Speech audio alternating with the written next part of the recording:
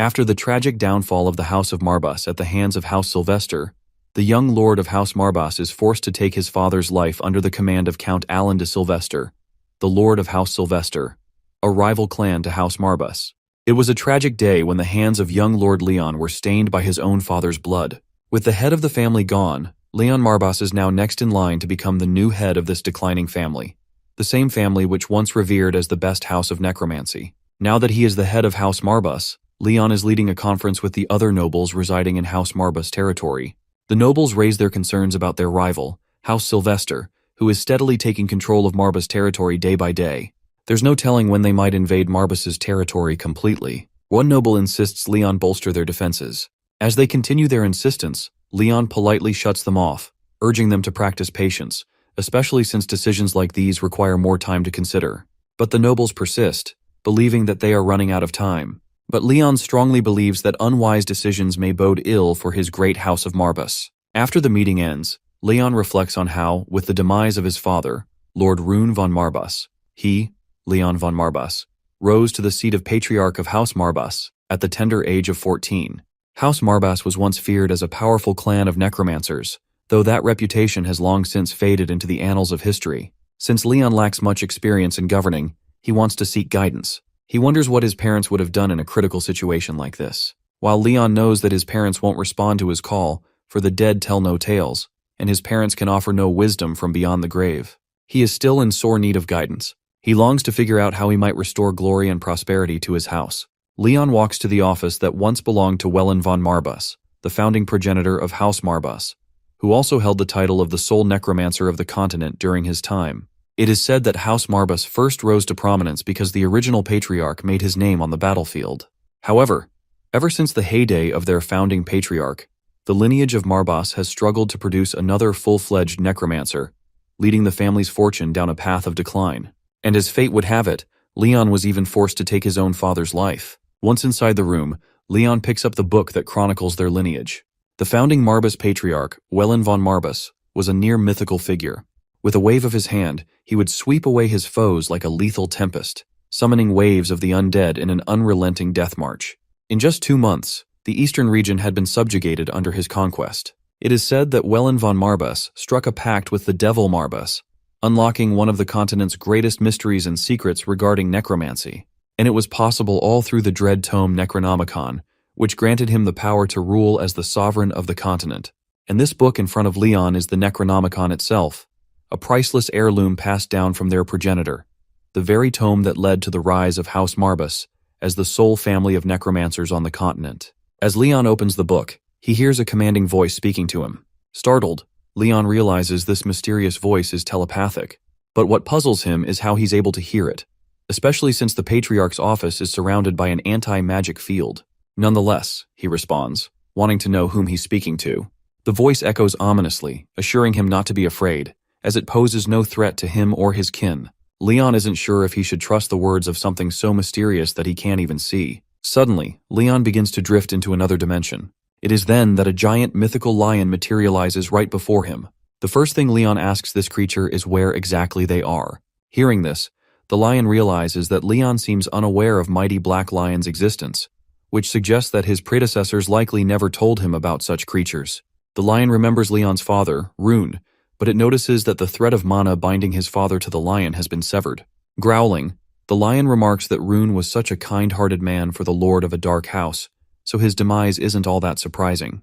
The lion then asks Leon who dealt the fatal blow to his father. Without hesitation, Leon confirms that it was he who took his father's life. This causes the lion to roar in anger. But before doing anything lethal to Leon, the lion asks him once again if he is the one who slew his oath-bound contractor. Leon's response remains the same, claiming that he is the one who ended his father's life. The lion goes into a furious frenzy. A dark and crimson fluid strikes Leon, through which the lion peeks into the events of the past related to Leon. Seeing how Leon looks completely expressionless and deadpan before and after killing his father, the lion realizes that Leon has been stripped of his senses. The hands that cut the rope of guillotine may have been Leon's, but that does not mean he is the one who killed his father. However, Leon insists that he is responsible for it, and there is no point in denying this truth. This is then that the Black Lion senses something more profound in Leon than just despair. He notices an ominous aura radiating from him, an aura so overwhelming that even the great lion begins to cower like a kitten. By now, the lion has no doubt now that Leon will surpass his ancestors. The lion then gets a little humble and proceeds to introduce himself. He claims to be Marbas, one of the 72 demons of hell. He is the one who turned his back on the demonic realm and chose to exist alongside humankind instead. His first lifelong friend was Wellen von Marbas. He also claims to be the source of the necromancy that became the unique art of House Marbas. Hearing this, Leon remembers that he's heard these tales before. Leon already knows that when their progenitor founded House Marbas, this lion was the one who taught him the forbidden art of necromancy. The lion confirms this statement, adding that he is now bound to the Necronomicon, though he was a formidable demon before his binding. Leon also recalls how their founding patriarch often told them that necromancy is in Marbas's blood. So, it makes no sense to Leon why Marbas, the great lion, abandoned House Marbas eventually. The lion quickly senses the animosity Leon harbors and questions him about it. Leon expresses his concern. Since the time of their progenitor, House Marbas has not produced a necromancer of his caliber. The only reason Leon can think of is that the great lion abandoned them. The lion makes one thing clear.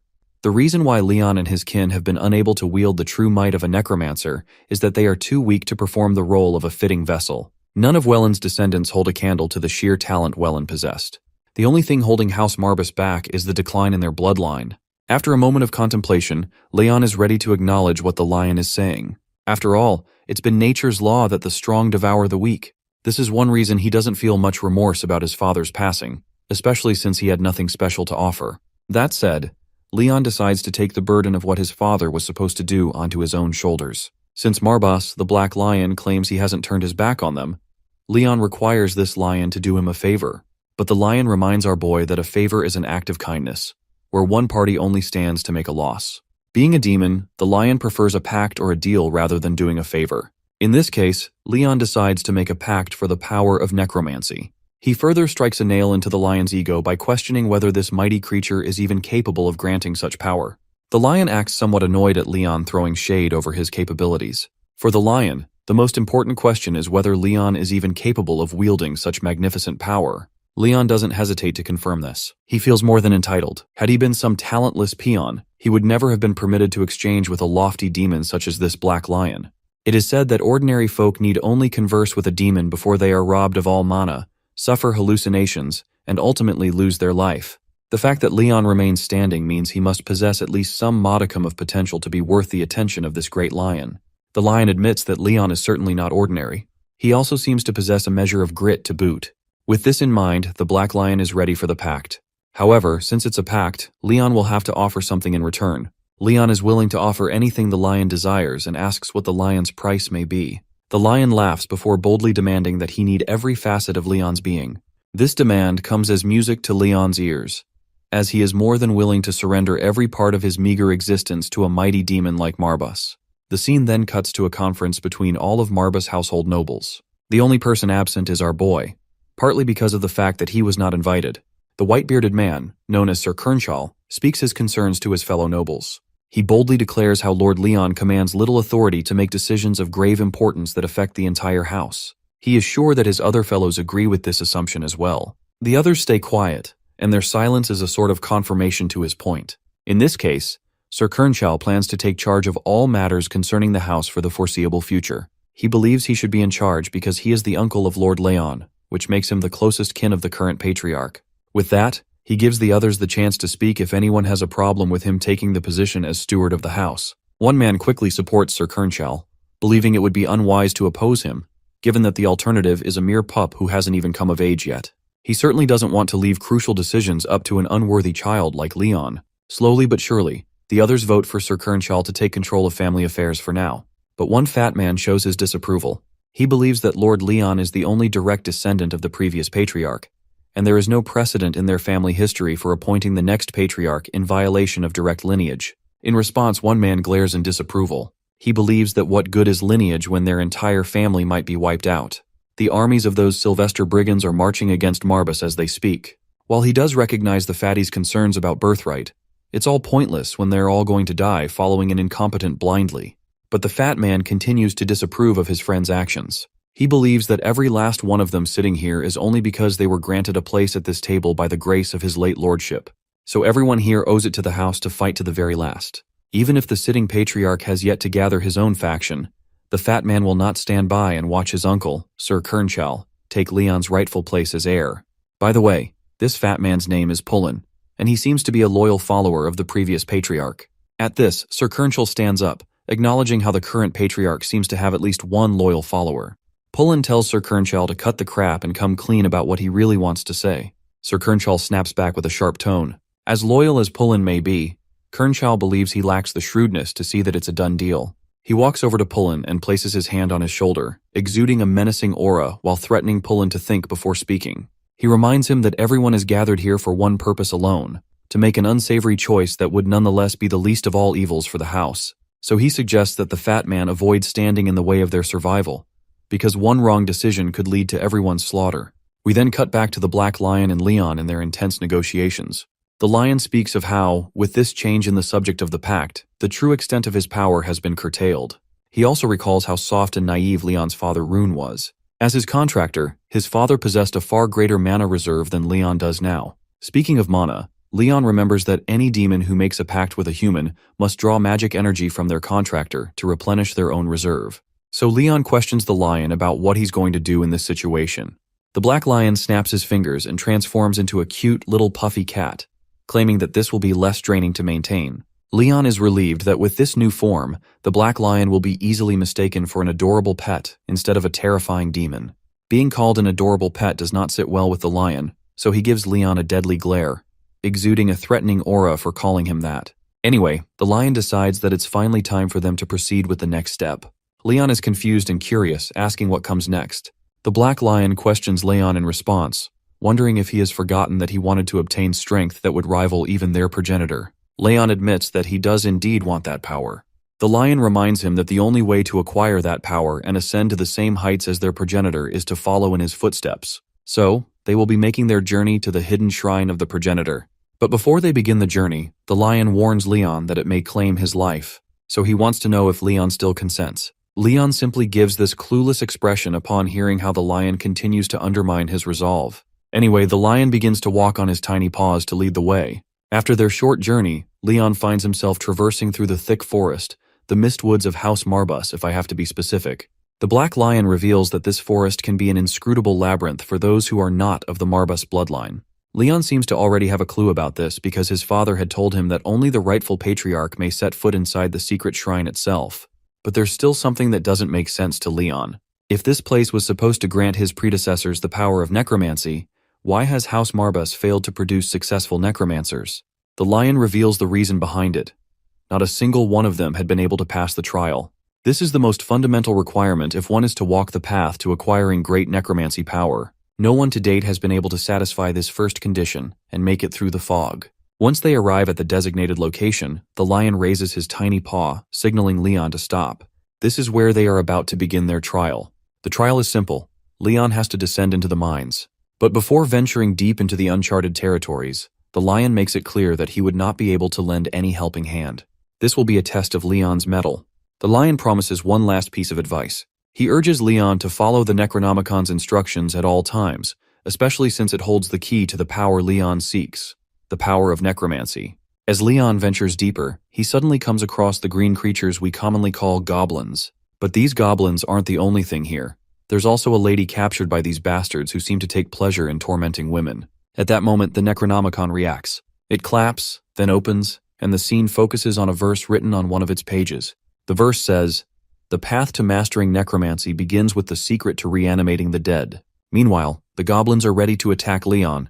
He notices another verse encouraging him to take the lives of the living to start his journey. Since he's supposed to follow the Necronomicon's commands, Leon unsheathes his blade and stands tall against the goblins, who quickly charge at him with their weapons. Leon swings his short sword, cutting down one of the goblins right away, which counts as his first kill. The scene then takes us to the past, where Leon stands alongside his father in a cemetery. His father wants him to listen carefully to what he's about to say. In the great house of Marbas, his father reminds him that the entity most revered by their clan is death itself. The Marbas house is a clan of necromancers with dominion over the undead. For them, reversing death is held in the highest regard. At that moment, Leon wonders if reversing death is even possible. He had always thought that necromancers had to take lives to gain power whether they wanted to or not. His father affirms that the dark mages are feared by many across the continent. However, that doesn't mean they must become heartless villains. His father asks Leon to promise that, no matter who he faces in battle, if he holds power over life or death, he will make their end as peaceful as possible. This question lingers in Leon's mind, and sometimes he finds himself questioning whether he still has to keep his word with every foe he encounters. Back in the present, as Leon stands surrounded by these filthy creatures, that same question echoes in his mind. After all, he doesn't believe that creatures as vile as these deserve anything less than a painful death. But the most humane way to deal with them, he decides, is to aim for the cervical vertebrae with deadly precision. It's the quickest way to end them with the least amount of pain. Meanwhile, the Black Lion is simply amazed after witnessing our boy snag his first kill effortlessly. While it doesn't seem like Leon has much experience with a sword, he struck the vertebra with godly accuracy. For a moment, the Lion King considers that it might have been luck, or maybe a natural gift. But with more goblins charging, the Black Lion knows he'll soon find out. We shift our focus back to Leon. In the back of his mind, even he believes that his recent kill was more luck than skill. He's sure it's going to be a challenge fighting these green creatures. After all, goblins are shrewd and devious by nature. And to make matters worse, the visibility is poor. It's going to get even darker as he continues to slay one goblin after another. He notices that the torch flickers out with each goblin he kills. He realizes he needs to get used to the darkness while he still can. Instead of cutting through the enemy, he shifts his focus to piercing and dislodging with precision. He starts his killing spree, and with each goblin he takes down, one more fire flickers out. While it's getting dark, Leon's eyes are adjusting so he can see well enough now. The only concern on his mind is the condition of his dagger, which is taking damage from the clashes. But he didn't expect much more from a ceremonial blade. Suddenly, a goblin leaps into the air to strike him, but Leon quickly retaliates by throwing his blade at the charging opponent, slicing its cheek. Seeing how Leon just discarded the only weapon he had catches the Black Lion off guard. It's insane to think he just discarded his weapon in the middle of the fight. But the reason Leon threw his sword was simple. He wanted to grab a bigger, sharper blade. Once he has it, he swings it with deadly precision, slashing the goblin and ending the threat. With the danger neutralized, he walks toward the damsel in distress and begins untying her. The woman is immensely grateful, finally rescued by a hero straight out of a fairy tale. But the ending of her story is not so sunshine and roses. Before the woman can even finish expressing her gratitude, Leon pierces her right in the middle of the chest.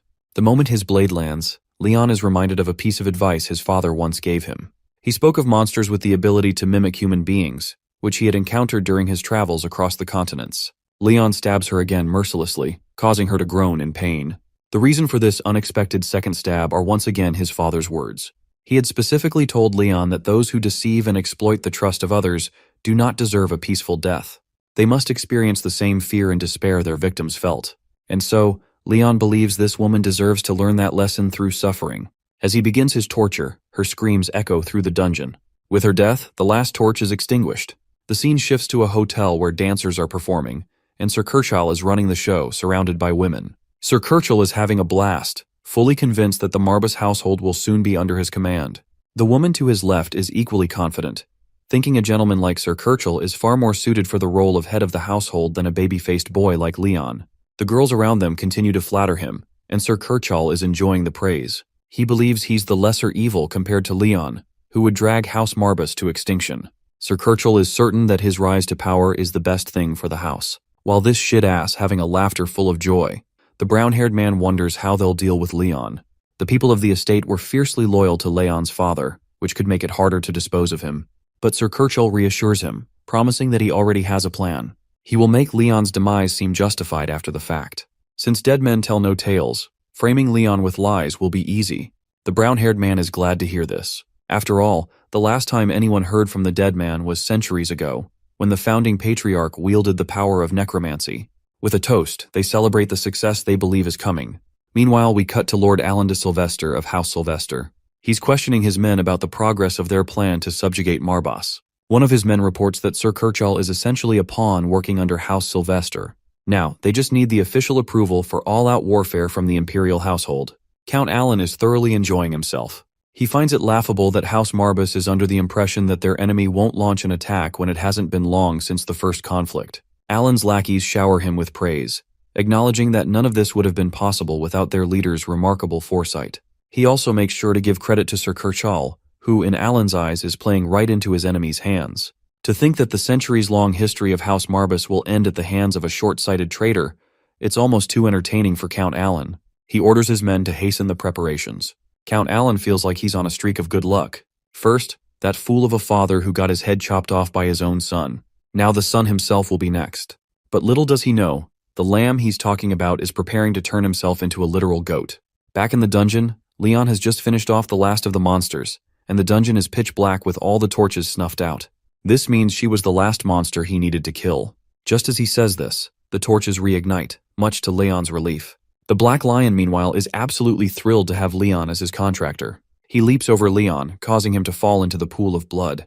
The lion is driven by the power Leon possesses, enough to wipe out an entire camp of orcs single-handedly. He's amazed that not only did Leon see through the monster's disguise, but he also pierced its seemingly indestructible body. While Leon appreciates the compliment, he'd rather avoid confronting orcs, as he's been told they despise humans above all else. Still, the Black Lion is fascinated by how Leon managed to see through the disguise. He wants to know how he did it. The answer, Leon thinks, is simple. When all the other torches went out, one remained lit. The key thing was that the light of that torch was a different color. It was green, the color of the dead. With each monster he killed, the torches flickered out one by one. And sure enough, the last torch stayed lit until the end. That was enough of a hint for Leon to realize the woman was a monster in disguise, and he killed her accordingly. The Black Lion is even more excited now. Normally, he wouldn't expect a boy so young to deduce so much under such dire circumstances. When one's life is at stake, it's difficult enough to read the situation, let alone spring into action without hesitation. And yet, Leon did exactly that, dispatching all the enemies by himself without a hitch by using sheer brains. While the Black Lion was initially concerned about Leon's mana reserves, he now believes that one's potential shouldn't be measured solely by mana capacity. He's certain that Leon is hiding something special, something extraordinary that excites him even more. He's now looking forward to seeing what new tricks Leon might show next. Now that Leon has completed his first trial, it's time to move on to the next. His first task was to take the life of a living being, and now that he has succeeded, the Necronomicon instructs him to raise the fallen. Thinking about it, Leon can only interpret this as needing to create undead from the goblins he just slaughtered. And with that, he is about to take his first true step toward becoming an undefeated necromancer. This realization excites him beyond measure. Leon uncovers the path of necromancy laid before him. The little furball of doom and destruction implores him to gaze towards the defeated goblins before directing a column of mana into his vision. This will then allow a path of threads to weave and attach themselves to the bodies. Following those instructions, Leon successfully manages to find and connect each thread to the goblins. These threads are known as death lines. They hover over the bounds of death, each thread linking the soul from this world into the next world. Marbas explains that a necromancer's specialty lies in separating the souls from the bodies of the dead, confirming the extraction ritual, and after imbuing those souls with their own mana, the necromancer successfully commences the reanimation magic. This is quickly showcased as the goblins resurrected with a dark aura, bounded by a crest on top of their heads. Marbas gives him a visual representation by using one of the goblins to attack Leon, only to stop the goblin's attack at the last second. The demon labels this part of the process as branding. And while there were multiple ways of resurrecting the undead, this particular method favored on monsters. The demon promises to delve into the details of other forms of necromancy later on. Leon takes a stand, having learned something new from the tutorial. Now, it's his turn to fully repeat the process. But before that, a question lingers in his mind. Referencing his predecessor's words, Leon talks about how it is way more complex to resurrect a human instead of a monster. Right now, he's curious to know if he's at the level where he can safely resurrect a human into one of his undead warriors. To that, Marbas wonders if he requires the ability to be in his arsenal. Leon confirms, inviting a snarky taunt from the demon, who wonders which human will become a victim of Leon's magic. As it turns out, Leon declares the man's name as Kirchel, his one and only uncle, the traitorous bastard seeking control of the family. Returning to Kirchel's perspective, we see him bad-mouthing Leon's father, regarding him as a fool who didn't know any better. He thinks of himself as an opportune man, one who is set on a path of greatness after his brother's own demise. Now, the only thing left is to take care of the boy as the family's direct heir. Any sane man would feel guilty, perhaps even grief-stricken to imagine the thought of killing his own nephew. But this guy is equivalent to garbage, believing that it shouldn't pose any trouble to him at all. In fact, he wants this moment to be one of celebration, instead of sulking. But as they're cheerily enjoying their drinks, a loud rumble grazes across the structure. The chandelier snaps and crashes right in the middle, startling the group as a whole. Kirchel takes a moment to process what was going on. None of them could believe that the establishment could experience such a strong quake, especially when it was enchanted by a magical artifact. Kirchall's eyes dart away as he gestures to his party to remain quiet. Using his voice, he questions the intruder hiding, mocking the man for attempting to take his life. Leon's voice echoes back, taunting his uncle for having such ridiculous ideas, his amber eyes staring at the man coldly from a distance. Kirchall considers the boy nothing more than a useless young patriarch of a destroyed household. He gestures to his men to take care of the boy, but Leon's standing on business. Dude straight up tells this old man to respect him as the family's patriarch. Kirchall questions why the boys come here at a late hour. Leon coldly claps back, stating that he doesn't need an appointment to see one of his subjects, even taunting Kirchall for his ego. Kirchall, now physically peeved, roars at the boy for deeming himself as a worthy patriarch capable of leading the family. He wonders if Leon is afraid that his precious seat will soon be taken away from him. The sniveling rat thinks that it's far too late to worry about such things, as the boy's father's already dead, and no one can protect him anymore. Lifting the veil, Leon argues that he perfectly understands he's the only one who can protect himself. Kirchall laughs at the boy for arrogantly coming here alone, challenging his uncle at the cost of his own life. Our boy immediately corrects him. He never said anything about coming alone after all. Kirchall doesn't get what nonsense he's on about, when suddenly, the ground beneath him rumbles. Kirchall's body fidgeting and questioning what form of sorcery is being used. He can sense the terrifying sensation of darkness. He refuses to believe the sight of the undead before him. This is necromancy, and he knew that far too well. The scumbag mutters his confusion. Not even his brother, the late patriarch and Leon's father, could harness such a death-defying ability after all. Leon emphasizes that House Marbas shared a richer history of necromancy in the past. Regardless of the situation turning against him, Kirchall foolishly orders his men to defeat the undead goblins at once. They collectively lunge forth, attempting to defeat the goblins. The moment one of their blades is about to reach our boy's face, an undead goblin counters by clashing against the man's weapon, shocking him greatly. With his weapon deflected, the man is left wide open to be attacked by a second goblin. He meets his end when the blade slices across his abdomen, taking away his life as his body hits the ground.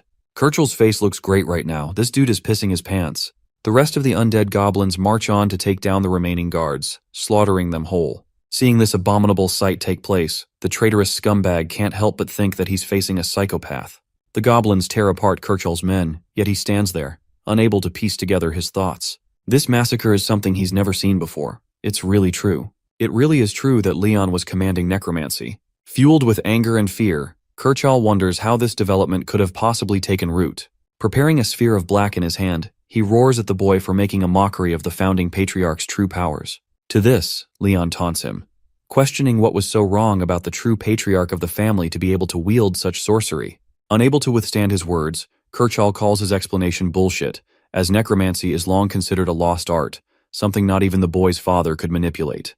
The bastard's ego can't accept the fact that a child much younger than him was able to command such a powerful ability. Deciding to hold merit to his words, Leon gestures his hand before warning Kirchall that he's making a major mistake. At this moment, he orders his goblin servants to lunge forth and attack Kirchall. This guy is literally getting jumped Jujutsu Kaisen style, and with what little power he has, he releases the sphere of black, incinerating the goblins upon impact.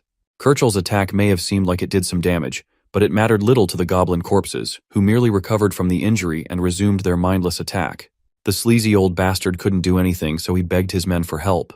But when he looked back, his eyes were filled with despair. Dead bodies rolled on the ground, each lifeless as the next. As his last resort, Kirchall cursed underneath his breath and released a bunch of attacks. Of course, in this situation, his control over magic was only above average. Long story short, he can't do shit in this situation. Kirchall turns to Persuasion, stating that the boy will suffer consequences for betraying him like this. Leon ignores his uncle's whining and just sends one of his goblins to stab his chest.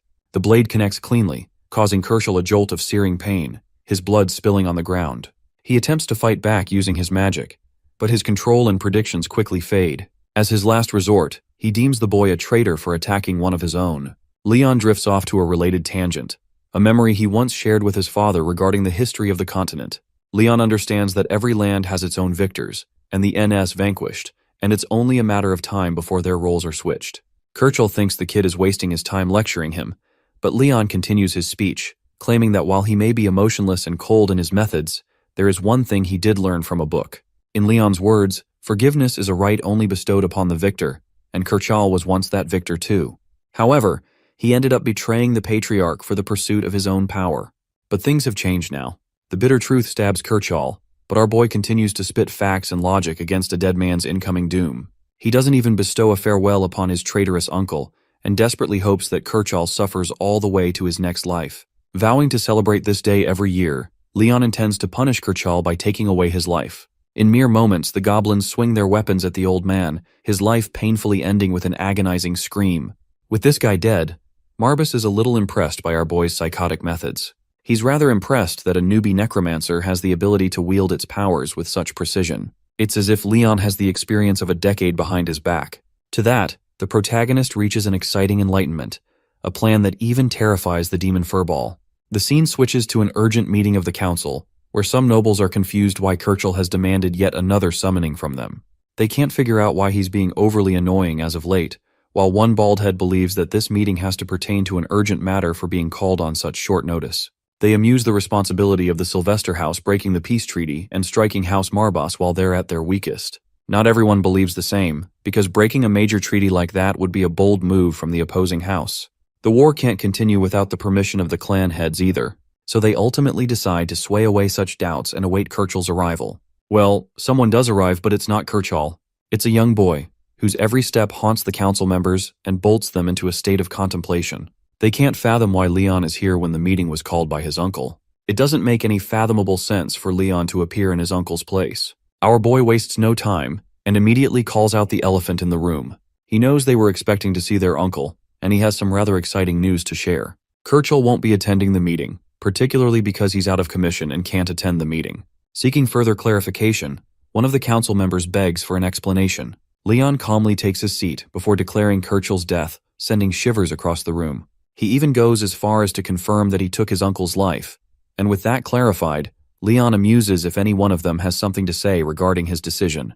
This man is the unquestionable king of sass wherever he goes. Slamming the table, one of the council members roars his complaint, demanding a proper reasoning to kill the senior elder of the house. They don't want Leon to do whatever he wants as a patriarch. Psych, bitch. That's exactly what he's about to do. He calls Kirchall a traitor bearing the family name, a man who turned against the patriarch and even sold critical information to the opposing house. This man dared to claim Leon's position as the rightful head of the clan. But apart from that, what really amuses Leon is how fast these guys are sucking Kirchall's dick. They're defending him with strong opposition after all. The council members were called under Kirchall's command, and since he's not around, the only logical conclusion is that Leon's words must be true. They can't believe that Kirchall was defeated by a second-rate brat with no experience. Instead of wallowing in his loss, they understand the gravity of the situation at hand. One council member is smart enough to take Leon's immediate side, kissing his ass because he suspects that the young patriarch has come under the possession of some new power. The rest of the council members follow suit, blaming Kirchall's traitorous acts all of a sudden. Leon doesn't want to hear a word from these double-faced fuckers and renders them guilty of committing a crime. Their crime is that they failed to turn over a traitor hiding amongst their ranks.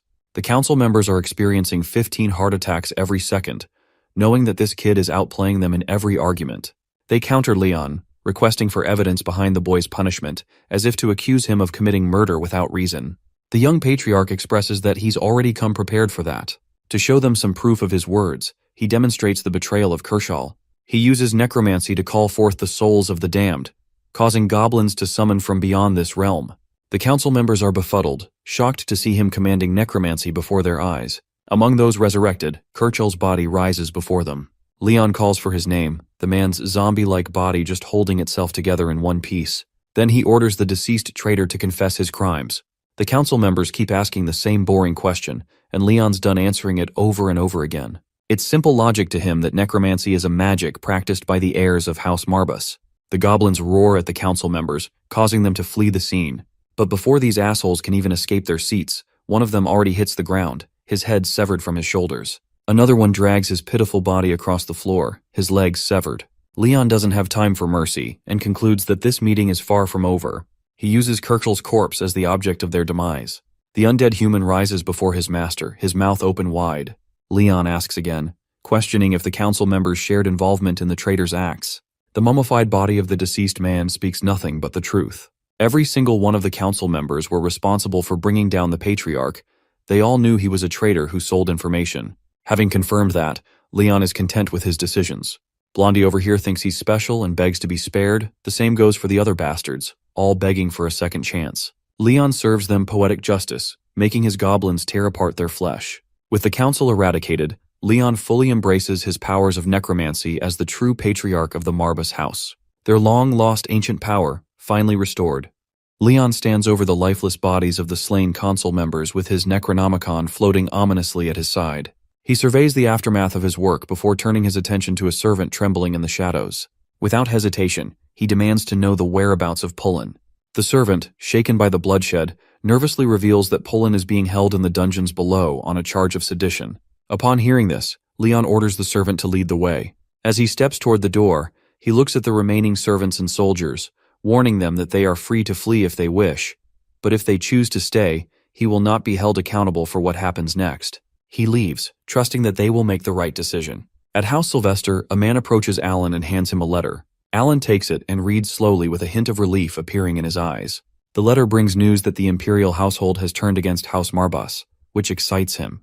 The man remarks that it was expected, as House Marbas has nothing to offer, and the manpower they do have is useless. Alan agrees and orders his men to proceed as planned, confident that House Marbas will fall after a month. He then asks if the man is prepared for the task, to which he confidently replies that he is. Still, he ensures that his men are fully prepared for what lies ahead. His strategist, amused by Alan's certainty, jokingly remarks that the only true threats to their success would be the sudden appearance of a powerful necromancer or the impossible resurrection of House Marbas's long-dead founder. The remark only strengthens Alan's confidence.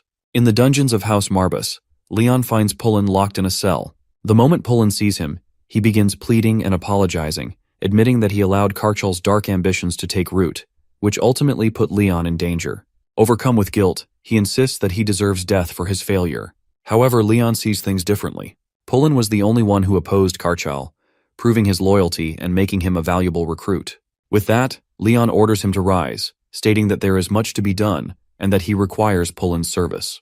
Pullen is shocked, questioning what kind of service Leon could possibly need from someone like him. Leon, noticing the swarm of flies circling Pullen, merely tells him to wash himself and meet him in his office, where they will discuss the details. Pullen eagerly agrees, pledging his loyalty as Leon leaves. As night falls, Leon stands by his window, gazing outside while Marbas, in his kitty form, perches on his shoulder, lazily grooming himself. The cat breaks the silence, asking about Leon's next move. Leon pauses, lost in thought until Pullen finally arrives. To Pullen's astonishment, Leon presents a bold plan, impersonating Karchal to deceive House Sylvester. Pullen immediately voices concern, pointing out that pulling off such an impersonation convincingly would be nearly impossible. But Leon has other methods.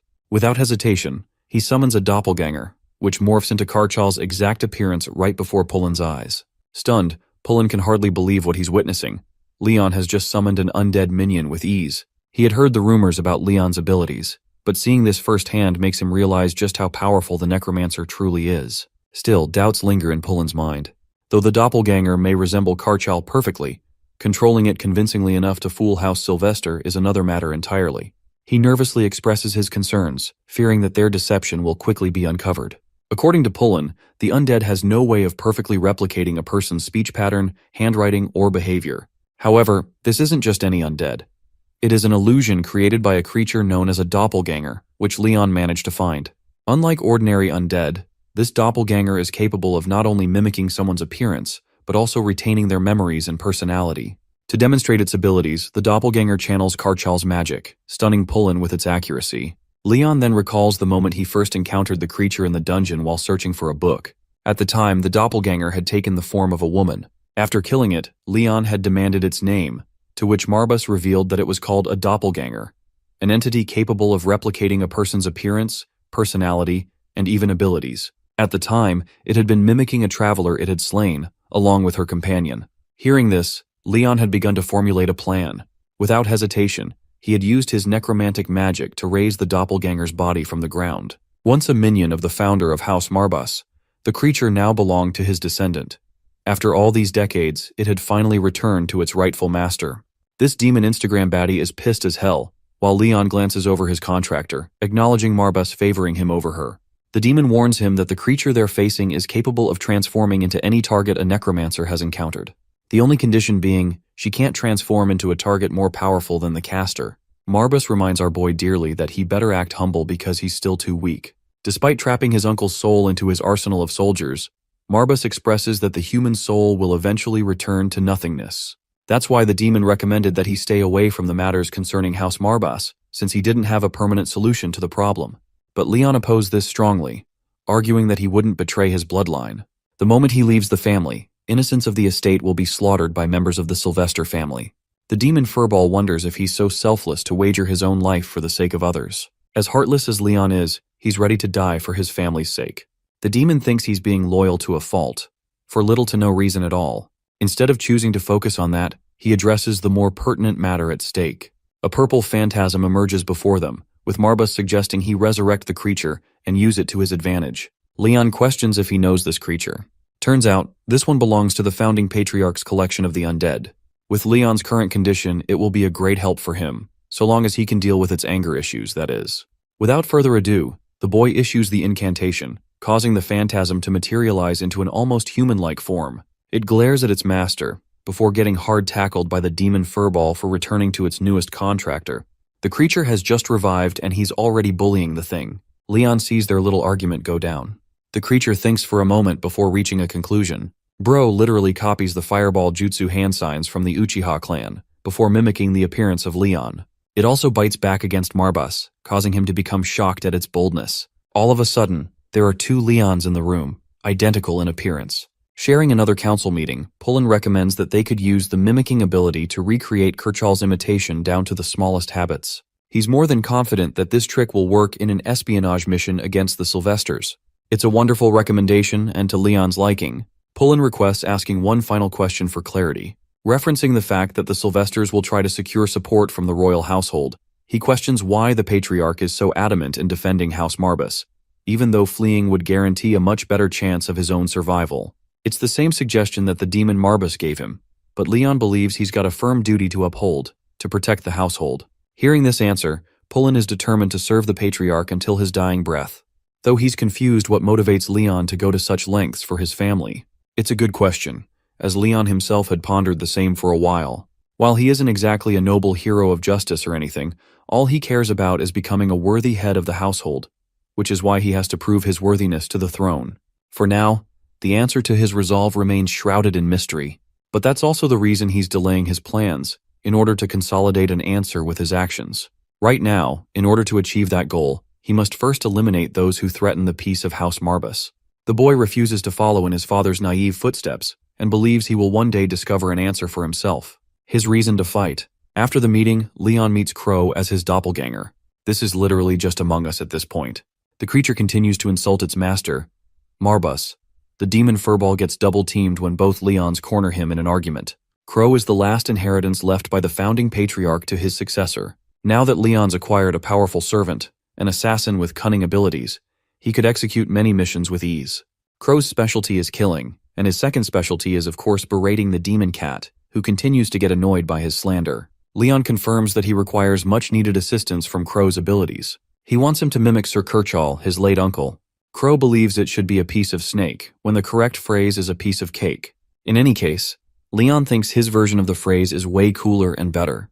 Their petty argument comes to a close when Pullen knocks and enters the room, informing the patriarch of a letter sent by the Sylvesters in his name.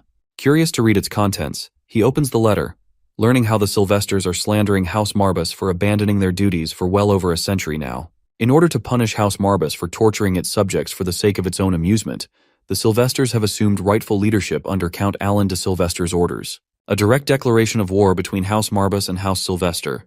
They even offer a condition to spare House Marbas's inhabitants if they aim for an early surrender. But upon declaration of these terms, the Sylvester army will annihilate the Duchy of Marbas in a time span of 1 month. The Royal Emperor will be backing them, and Count Alan Sylvester shall lead the charge. Concluding the letter, shit is about to get real. Still, they have 1 month to prepare. For some reason, Leon is unafraid to meet the challenge. Marbas confirms that while they do have time to spare, they should use that to escape and gather their forces to fight another day. Leon corrects the demon cat, hinting a use of his necromancy powers, and stating that he's not even going to wait for the month to end. Marbas thinks this nutcase has completely lost his marbles by now. He can't face an army in hundreds. It's a threat far more overwhelming than dealing with one lousy scumbag of an uncle. The demon cat questions if he's still ready to face them with such insane odds. Hearing that, Leon smiles, believing they'll all be okay. After all, he's going to stop being merciful from now on and unleash literal hell upon his enemies. In the town, rumors of Kirchal's disappearance spread like wildfire, with villagers whispering that it was a dark omen, especially coming so soon after the death of their old lord just a few months ago. Concern grows for Leon, as many believe he must be devastated, having now lost the last of his surviving kin after his father's passing. However, one of the men assures the others that he has confidence in Leon and believes he will manage just fine despite everything. The townspeople remain hopeful, unaware that the Sylvester army is closing in on them, having already declared war. As they talk, Pullen interrupts, warning them to control their tongues and stop spreading rumors. When they turn, they see Leon standing behind Pullen, prompting them to bow and quickly apologize, insisting they were only engaging in small talk. They also express their condolences to Leon for his uncle's supposed loss, claiming it is truly tragic to lose someone so close. However, Leon corrects them, stating that his uncle is still alive but too ill to appear in public often. He says this because he knows it is best to make them believe his uncle is still alive to keep them calm. Turning away, Leon remarks that the villagers take his uncle's side a little too much. In truth, he says this as a tactic to deceive his uncle's allies. He then orders Pullen to silence anyone who witnessed the incident or is spreading false news about his uncle. Pullen, taking it as a direct order, asks why Leon came to the town center himself, as Pullen would have gladly conveyed his words. However, Leon insists on handling it personally. As they reach the outside of the town center, Marbus begins sensing a strong magical force emanating from within. Upon entering, Leon orders Pullen to wait at the entrance until he returns. Pullen agrees but expresses concern for his young master's safety, to which Leon assures him that he will be fine and instructs him to seal the door behind him. He does not want anyone to escape or enter the building.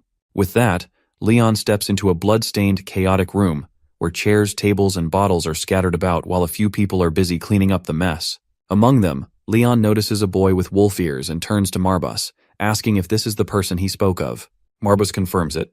The boy in question is muscular, with wolf ears and an intense aura of potent energy surrounding him. Seeing him, Marbus grows excited, remarking that the Leon household has always lacked an eye for spotting those with potential, yet Leon has managed to find one. Walking toward him, Leon asks for a moment of his time, but the boy instantly begins apologizing, explaining that there was a brawl at their place last night and asking if Leon could return at another time. Suddenly, a woman addressing the boy as Walter kicks him forcefully, apologizing to Leon and insisting that they never intended for a beastman to greet him. She follows up with another slap, shouting at Walter for speaking so casually to Lord Marbus. Kneeling on the ground, Walter hurriedly apologizes, explaining that he did not know who Marbus was, as he is new to the area. Ignoring the commotion, Leon firmly repeats his request, asking for a moment of Walter's time.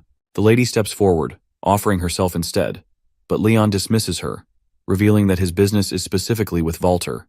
According to the demon Marbus, the Beastman boy possesses immense potential for growth, making him an excellent candidate to join Leon's household.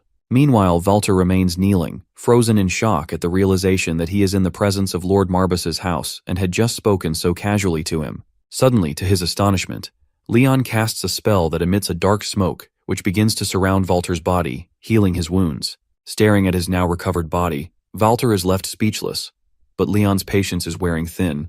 Once again, he firmly asked for the boy's time. Hearing this, the lady quickly apologizes, revealing that Walter is her slave, and if the young lord wishes to speak with him, he must ask for her permission instead. Observing her, Leon suspects that she is unaware of his uncle's incident, meaning he can be more open with her. With a smile, he asks her when his state began allowing slavery and why she is addressing him by his childhood title. The questions make the woman visibly uneasy, as if she is hiding something. However, Leon sees right through her. Releasing a powerful dark aura, he opens his Necronomicon, calling her out for believing that he is unworthy of becoming a king. Marbus is equally excited about taking the boy in and grows furious that the woman dares to disrespect his contractor. Summoning his Necronomicon, Leon reveals to the woman that he is also deeply concerned about her enslaving people. He orders her to release any other slaves she may have, giving her 10 minutes to comply or face punishment. Hearing this, the woman grows visibly nervous, but instead of showing fear, she lowers her head with a wicked smile. Mockingly, she refers to Leon once again by his childhood title, asking if he is truly prepared for what she has in store. She then sarcastically apologizes for using the wrong title again. However, Leon remains unfazed. Ignoring her taunts, he turns to Walter, who sits beside him, scared and confused, unsure of what Leon sees in him. Suddenly, the woman snaps her fingers, and all of her men surround Leon with their weapons drawn. With a confident smirk, she commands them to charge, declaring that if something happens, Kirchhoff will support them. Leon, however, stands his ground, completely unbothered. As the attackers rush toward him, he calmly raises his hand and uses his dark magic to summon undead trolls. As soon as they materialize, the monstrous creatures begin ruthlessly slashing through everyone in their path without mercy. Witnessing the carnage, the woman is overcome with disbelief and growing fear. In that chaos, Leon walks up to one of his trolls and casually asks for its sword, remarking that his own is too chipped to be of use. The troll obediently hands him a blade, and without hesitation, Leon joins the fray, cutting down the final few remaining enemies. The woman, still standing, watches in shock, struggling to comprehend how Leon has gained such immense power. Valter, equally stunned, remains silent. Sensing his confusion, Leon turns to him and states plainly that the only reason he spared his life is because Valter will be essential to his cause in the future. Valter still can't comprehend why a man from a noble lineage would be speaking to someone like him. He knows he is just a drifter, ignored across the continent, yet Leon seems to want something from him. Since childhood, Valter had been subjected to torture and injustice, treated as an outcast. As a beastman, he was seen as a harbinger of bad luck by the human children in his village, who tormented him with relentless beatings. Something he never quite understood. He was just an innocent child, and none of it made sense to him. But one day, when he had endured enough, something within him snapped. He stood up for himself, unleashing a powerful aura of energy around him. His thoughts ran wild as he recalled the faces of his tormentors, and with a manic, uncontrollable intent to kill, he slaughtered them all. When he finally came back to his senses and saw the lifeless bodies scattered around him, he couldn't believe what he had done. Fear gripped him. Fear of facing the truth. Fear that he had become the very monster everyone claimed he was. Overwhelmed, he ran away, desperately trying to convince himself that he wasn't what they had always said he was. Returning to the present, Leon walks toward the lady, gripping the troll's knife as she nervously yells that Kirchhoff will not let this slide if he kills her. Channeling dark energy in his hand, Leon tells her that while he may not yet be worthy of the title of patriarch, soon he will be, and she has no place in his estate. With those words, he hurls the dark orb at her, killing her instantly. As he turns away, Valter stands behind him, watching nonchalantly. He has just witnessed Leon take a life, yet strangely, he feels no fear in his presence. This realization confuses him. Leon steps closer with a smile and asks for Valter's service. Before accepting, Valter wishes to ask a question. Without hesitation, he shifts into his powerful form, introducing himself as a cub of the demon wolf tribe, the most insulted and shunned among all beastmen. With raw emotion in his voice, he asks how long his tribe must continue to live with such shame and guilt. Leon meets his gaze and assures him that they will no longer have to endure such treatment. Though he admits he does not know much about their people, he makes one thing clear. If they have suffered from insult and injustice, then from this moment on, he will not tolerate it. He promises Valter that he will be a trusted member of his household, sealing it with his words. As Leon extends his hand, Valter begins to cry and accepts his invitation. Leon, noticing his silence, asks if he should take it as acceptance. Through heavy sobs, Valter confirms, stating that he will be glad to serve him no matter what. Meanwhile, in the Arkheim Empire, Esteban, Emperor of Arkheim, sits on his throne while his son, Louis, stands beside him. Louis addresses the man kneeling before them, demanding to know the reason for his summons. The nervous man reveals that he has brought a letter from House Sylvester. This irritates Louis, who sees being called over something as trivial as a letter as an insult. He claims that his father will be enraged by such disrespect. The man quickly apologizes, pleading that his sole intention was to deliver the message with urgency. As Crown Prince, Louis is currently the most powerful man in Arkheim, and the messenger is clearly afraid of offending him. However, Louis's irritation turns to intrigue when the man reveals that House Sylvester has warned of an attack on House Marbas. The messenger suggests that Louis take this opportunity to lend his support to Sylvester, ensuring the downfall of their common enemy. Louis considers the proposal but expresses concern. House Marbas has a history of necromancy, making an open war against them a risky endeavor. The man reassures him, claiming that while House Marbas once wielded powerful necromantic abilities, neither the current heir nor the previous leader possesses the potential to use such power effectively. He adds that, in contrast, House Sylvester's army has grown significantly stronger. Hearing this, Louis agrees and instructs the man to send a reply confirming Arkheim's support for House Sylvester. Removing a foe during such times is an opportunity they cannot afford to miss. The messenger bows respectfully, accepting the responsibility of delivering the message, and swiftly departs. As he leaves, Louis praises his father's rule, crediting him for creating the conditions that will allow them to eliminate House Marbas so easily. However, as he speaks, Esteban remains silent with his cold expression unchanging and his wide eyes staring blankly.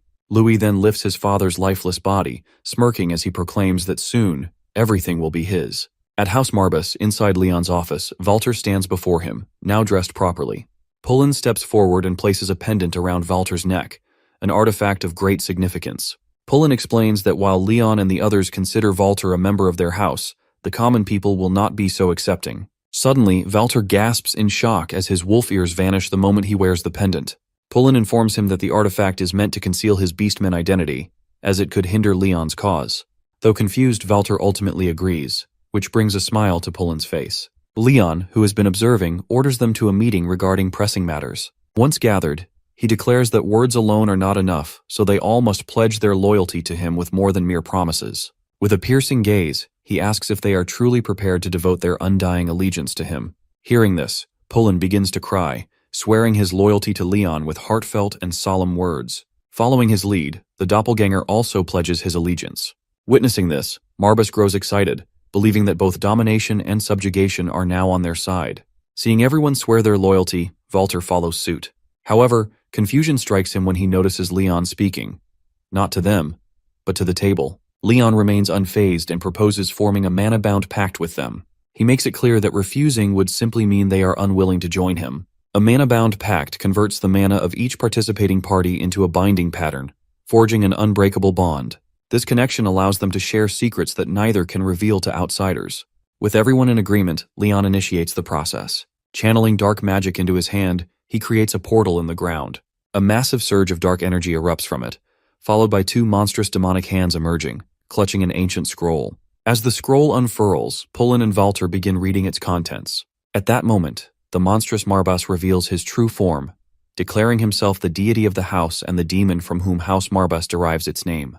With a deep, resonating voice, Marbas chants the pact's terms, demanding their loyalty to the bond and proclaiming Leon as the sovereign of the undead. They both stare in awe at the massive beast towering before them. As Marbas looms behind Leon, Leon introduces him to his trusted ally and assures them that he is bound to treat them with respect. In a deep, monstrous voice, Marbas takes their silence as acceptance and reveals that this pact will be sealed with their very souls. Once bound, they cannot break it. Pullen nervously assures him that they would never attempt such a thing. In his mind, however, he is in disbelief. The demon Marbas, the very entity with whom the first Lord Marbas made a contract, is standing before them. In that moment, he finally understands why Leon suddenly became such a powerful necromancer. An overwhelming pressure of mana fills the room. Even though Pullen and Walter are naturally attuned to mana, they find themselves frozen in place under the weight of Marbas's immense presence. Pullen can't help but wonder what else Leon is capable of. However, as they focus on the beast, to their shock, Marbas suddenly transforms into a small kitten.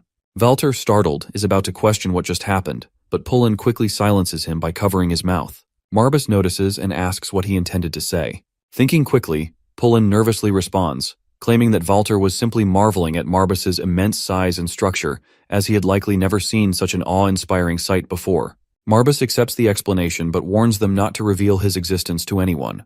With war on the horizon, knowledge of Marbas could prove valuable to their enemies. He further explains that his form is only visible to those who have made a contract with Leon. To anyone else, he is completely invisible. Marbas then mentions that there are many who favor Karchal. Upon hearing that name, Walter suddenly recalls a past event. He once saw Karchal visiting his master's lady, delivering a letter to him. Hearing this, Marbas becomes excited, realizing they have their next lead. Leon inquires further, but Walter denies knowing anything about it. However, as they left the pub earlier, Doppelganger took a treasure box with him as a spoil of war. Seeing this, Marbas recalls that Doppelganger has always been greedy. He explains to Leon that since they had eliminated everyone in the pub, Doppelganger must have assumed he could take whatever he pleased. Curious, Leon examines the box himself and discovers a letter inside with an already broken seal. It appears they have found the very letter in question, thanks to Doppelganger's greed after all. Leon opens the letter and begins reading it aloud. It is addressed to House Marbas from House Sylvester, officially declaring war against them. According to the letter, House Marbas has neglected its duty to serve Emperor Arkheim, which is considered a grave crime. As a result, House Sylvester has granted them 1 month to surrender. Otherwise, they will declare war and destroy anything that stands in their way. The letter is signed by Alan, the Lord of House Sylvester. Upon hearing this, both Pullen and Walter are shocked. Leon, however, finds the situation amusing. He reveals to Marbas his idea of controlling the undead with his mind, something he believes could be quite entertaining. With that thought, they turn their attention to Doppelganger, and Leon issues him a mission. At the Sylvester Empire, a messenger returns to inform Alan that he has delivered the war declaration to House Marbas. He also mentions that Kirchall's expression upon seeing the letter was one of pure dread. Hearing this, Alan laughs at the thought of betraying Kirchall, but orders his men to keep him alive, believing him to be a useful idiot. They feel that power in Kirchall's hands is preferable to anyone else's, so his survival is in their best interest. Alan then inquires about Leon, to which the messenger reveals that there is no particular news regarding him. He speculates that Leon might have already been killed by Kirchall. Sylvester finds this thought amusing, prompting the messenger to ask why he is so concerned about a mere 14-year-old boy. In response, Alan counters with a question of his own about what he thinks is the greatest injustice humanity has ever experienced. The messenger hesitates nervously before admitting that he does not know. Alan then reveals the answer, facing an overwhelmingly strong foe from which there is no escape, and watching as everything comes crashing down. According to Alan, there can be no greater suffering than that. He then asks the messenger what he would do in the face of such injustice. The messenger remains silent, prompting Alan to add that his concern lies with the boy, Leon, who possesses a talent that cannot be easily perceived by the naked eye. The messenger remains skeptical, doubting that the boy holds any kind of remarkable ability. However, Alan dismisses his doubts, stating that Leon is of the Marbas bloodline, and nothing should be considered surprising when it comes to them. The messenger ultimately agrees. Back at House Marbas, in Leon's office, the doppelganger has fully transformed into Leon's exact likeness. Every gesture, every word, it's all flawlessly replicated. Watching his double speak and move with such uncanny precision, Leon can't help but be impressed by the sheer brilliance of the mimicry. Receiving the praise, Doppelganger smirks and turns his attention to Marbas, mocking him by claiming he has far more to offer than someone who spends their time as a mere kitten. The insult barely settles before Marbas launches into an attack. Witnessing the sudden clash, Walter furrows his brow in confusion. He leans toward Pullen and quietly asks if things are always this chaotic there. However, Pullen brushes him off, telling him to keep quiet.